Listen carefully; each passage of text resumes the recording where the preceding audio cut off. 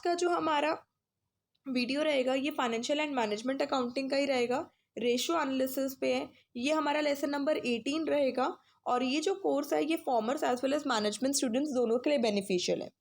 इस lesson number 18 में हम आज भी एक्टिविटी रेशोज पे ही फोकस करेंगे, बट हम अभी एक्टिविटी रेशो में ऑलरेडी स्टॉक टर्नओवर रेशो कर चुके हैं, तो वो हमारा डन है। आज हमारा डेटर्स टर्नओवर रेशो का टॉपिक रहेगा। क्लियर हुआ? कौन सा टॉपिक रहेगा? डेटर्स टर्नओवर रेशो का टॉपिक रहेगा। बट ये रेशो किसके अंदर आता है? ये एक्टिविटी रेशो के अंदर आते हैं। पॉइंट क्लियर हुआ? ओके, चलिए स्टार्ट करते हैं कि डेटर्स टर्नओवर रेशो होता क्या है, उसको समझते हैं और उसका फॉर्मूला क्या कहता है, आज उसको वो पढ़ेंगे। फिर नेक्स्ट वीडियो में हम उसका प्रैक्टिकल पार्ट सॉल्व करेंगे। Clear? Debtors turnover ratio, this ratio helps the company to know the collection and the credit policies of the firm. बेटा हमने दो वर्ड्स पढ़े इसमें, कलेक्शन और credit.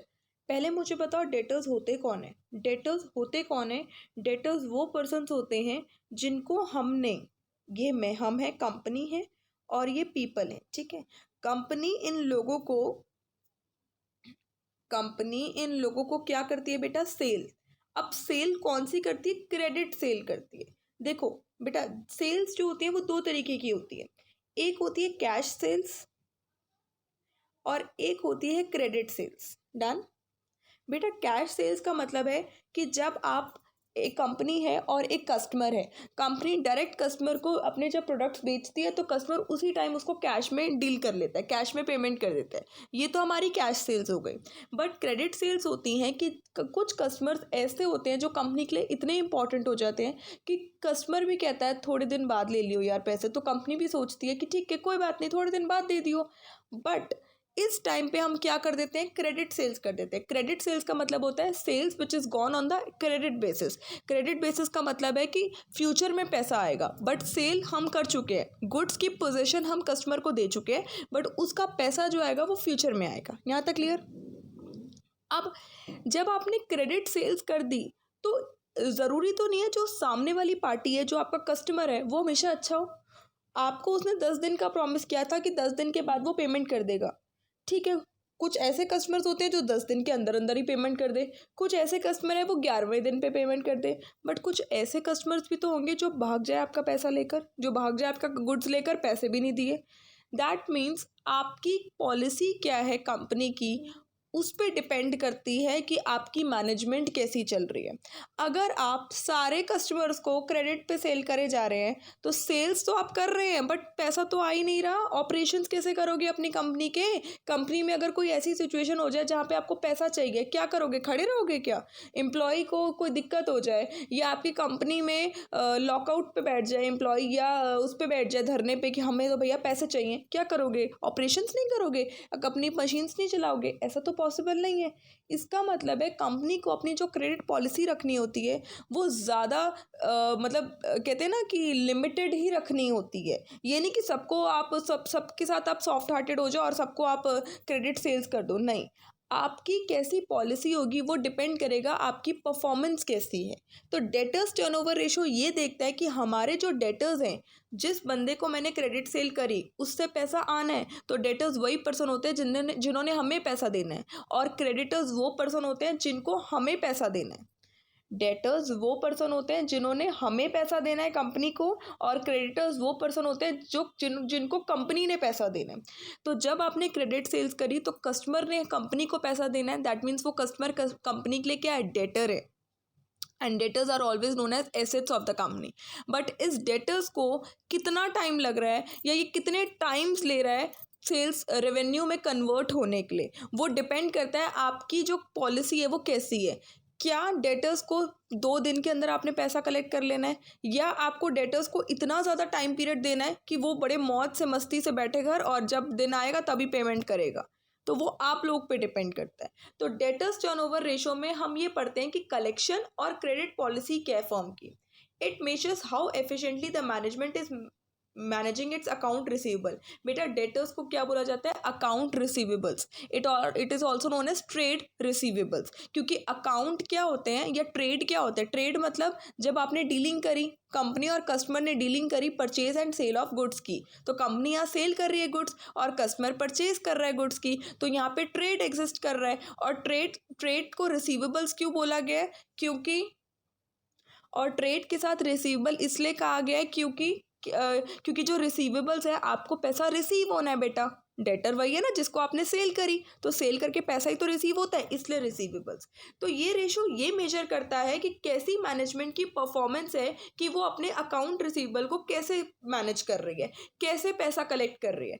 This ratio measures the efficiency with which account receivable are being managed. कैसे account receivables manage हो रहे हैं, इसलिए इनको अकाउंट रिसीवेबल टर्नओवर रेशो बोला जाता है, और इनको ट्रेड रिसीवेबल टर्नओवर रेशो बोला जाता है, क्योंकि कंपनी ये देखती है कि वो अपने ट्रेड रिलेटेड रिसीवेबल्स को मैनेज करने में कितनी एफिशिएंट है, इसलिए इन्हें बोला जाता है ट्रेड रिसीवेबल्स टर्नओवर रेशो या अकाउंट रिसीवेबल टर्नओवर रेशो या debtors turnover ratio. How the debtors are being converted into revenue is being measured by the debtors turnover ratio. Turnover मतलब कितने टाइम्स वो टर्न करके रेवेन्यू में लेकर आ रहा है। The ratio shows the equation between credit sales. Cash sales are not taken into consideration. बेटा sales में भी दो तरीके की अभी बताया, कैश सेल होती है और क्रेडिट सेल्स होती हैं। डेटर्स तब एग्जिस्ट करते हैं जब आप क्रेडिट सेल्स करते हो। कैश सेल्स में डेटर्स नहीं होते, क्योंकि जब आपने कैश में डीलिंग कर ली तो वो बंदे दोबारा पैसे क्यों देगा आपको। तो आपको यहाँ क्रेडिट सेल्स लिखनी है, कैश सेल्स नहीं लिखनी, ठीक है। क्रेडिट सेल्स और average trade receivables of a firm में रिलेशन देखा जाता है कि कितनी क्रेडिट सेल्स करी हैं आपने और कितने आपके रिसीवेबल्स हैं। एक फर्म के पूरे साल में कितने ऑन एन एवरेज रिसीवेबल्स हैं। A high ratio represents better credit policy as compare to low ratio. बेटा जितना ये वैल्यू ज़्यादा दिखाएगा, जितनी वैल्यू ज़्यादा होगी इस डेटर टर्नओवर रेशो की, वो ये दिखाएगा कि हमारे जो क्रेडिट सेल्स है आर बीइंग कन्वर्टेड ईजिली और मोर रैपिडली इनटू रेवेन्यू। कि डेटर्स किस में कन्वर्ट हो रहे हैं? हमारे एसेट में, दैट इज कैश में, दैट इज रेवेन्यू में। जितनी ये वैल्यू कम होगा, जितना न्यूमिनेटर की वैल्यू ज़्यादा होगी और डिनोमिनेटर की वैल्यू, और जब आपका वो क्या बोल रहा है, आपको बोल रहा है बेटर क्रेडिट पॉलिसी। बेटर मतलब हाई रेशो। हाई रेशो तो तभी होगा ना जब ऊपर बड़ी वैल्यू होगी और नीचे कम वैल्यू होगी। मैंने सेल्स ज़्यादा की करी है और डेटर्स मेरे कम के हैं, इसका मतलब मैंने क्रेडिट सेल्स कम की है और डेटर्स भी मेरे कम हैं, बट वो डेटर्स जल्दी जल्दी कन्वर्ट होके जा रहे हैं सेल्स में। मेरी बात समझ आ रही है? मैं कहना क्या चाह रही हूँ? मैं ये कहना चाह रही हूँ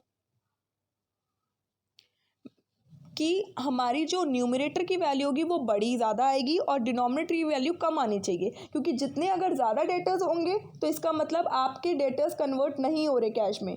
बट ऊपर अगर न्यूमरेटर की वैल्यू दैट इज़ सेल्स, जो आपकी सेल्स दैट इज़ रेवेन्यू है, अगर रेवेन्यू अमाउंट ज़्यादा होगा और डेटर्स कम है तो फ़ायदा आपके पास है, क्योंकि debtors are being converted into revenue, तभी हमारी ऊपर की वैल्यू ज़्यादा आ रही है। मेरी बात समझ आ रही है? कि अगर मान लो मेरे पास डेटर्स हैं 1 लाख के और क्रेडिट सेल्स की मैंने 4 लाख की, तो debtors are being converted into 4 times to get the revenue. तो 4 बार अगर हम मल्टीप्लाई करेंगे तो हमारे पास रेवेन्यू आ जाएगा। क्लियर? जितना ज़्यादा गुना होगा उतना ही हमारे पास क्या है, फ़ायदा है डेटर्स टर्नओवर रेशो में। क्लियर? मैं जब प्रैक्टिकल पार्ट कराऊंगी ना तब ज़्यादा अच्छे से समझ आएगा आपको। आगे देखो। While a high ratio may indicate the company operates on a cash basis or has quality customers that pay off their debts quickly।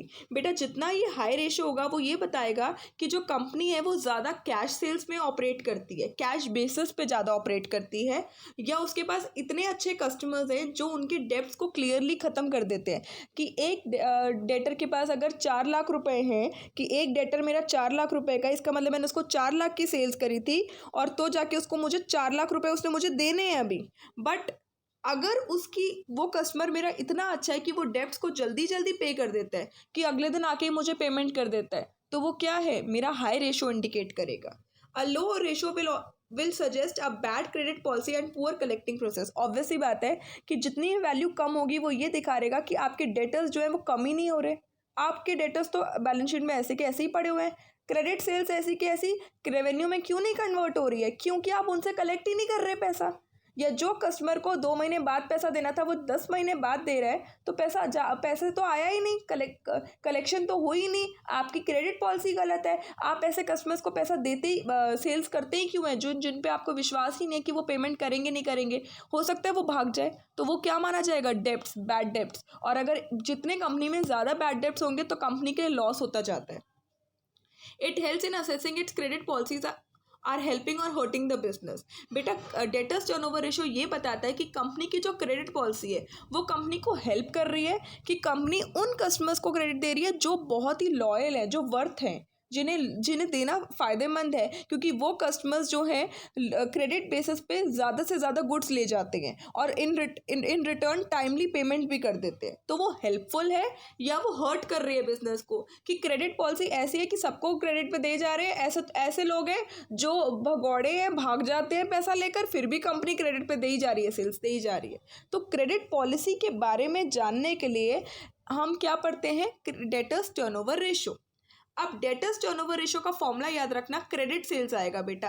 Credit sales वैसे अभी जितना भी स्टॉक टर्नओवर रेशो किया था या कोई भी अभी पार्ट कराऊंगी तब हम सेल्स लिखते थे, बट यहाँ पे क्रेडिट सेल्स आएगा क्योंकि ये सेल्स में आपका कैश सेल्स भी आ जाता है। और डेटर्स तभी एग्जिस्ट करते हैं जब क्रेडिट सेल्स की जाती है, divided by average trade receivables. बेटा यहाँ ट्रेड रिसीवेबल्स की बात हुई है। ट्रेड रिसीवेबल्स कौन होते हैं, डेटर्स भी और बिल्स रिसीवेबल। बिल रिसीवेबल क्या होता है कि कभी कभी जब कस्टमर हमसे सेल गुड्स लेता है तो वो हमें क्या देता है, एक नोट देता है, सर्टिफिकेट देता है बीआर करके। वो बीआर क्या है कि वो बीआर एक एसेट होता है कि उसमें लिखा होता है, it is just like a promissory note कि वो इतना अमाउंट हमें पे करेगा ही करेगा, मतलब इन रिटर्न में होता है हमारे पास ये तो बीआर। ठीक है, अब जब मैं ये बीआर इस कस्टमर को वापस दूंगी ना तो ही वो उसके बदले मुझे पैसा देगा, उस बीआर के बदले। तो ट्रेड रिसीवेबल्स क्या होते हैं, डेटर्स प्लस बीआर। और अगर मुझे एवरेज ट्रेड रिसीवेबल्स निकालना होगा तो एवरेज ट्रेड रिसीवेबल्स का फॉर्मूला क्या होता है, opening trade receivables plus closing trade receivables upon 2। बाकी सब सेम है, जैसे स्टॉक टर्नओवर रेशो में किया था ना, वहाँ पे इन्वेंट्री था तो यहाँ पे ट्रेड रिसीवेबल्स है, opening trade receivables plus closing trade receivables upon 2। But trade receivables कौन से लेने हैं, डेटर्स प्लस बिल्स रिसीवेबल। तो opening BR plus opening debtors plus closing BR plus closing debtors divided by 2 will be equal to average trade receivables. अगर question में trade receivables है तो फिर क्वेश्चन ऐसे होगा। अगर क्वेश्चन में सिर्फ डेटर्स के बारे में लिखा गया है तो बेटा यहाँ ट्रेड रिसीवेबल्स की जगह आप डेटर्स लिख देंगे। क्वेश्चन पे डिपेंड करता है कि क्वेश्चन में किस चीज़ की वैल्यूज गिवन है। क्लियर हुआ, ये टॉपिक समझ आया आपको? ओके जी, so thank you so much guys for listening this video. I hope ये वीडियो आपको पसंद आएगी तो आपको लाइक करना है, शेयर करना है और कमेंट करना है। और अगर कोई डाउट हो तो प्लीज़ वो भी मुझे आप कमेंट सेक्शन में ज़रूर बता दीजिएगा, ठीक है। So thank you so much, bye bye, take care.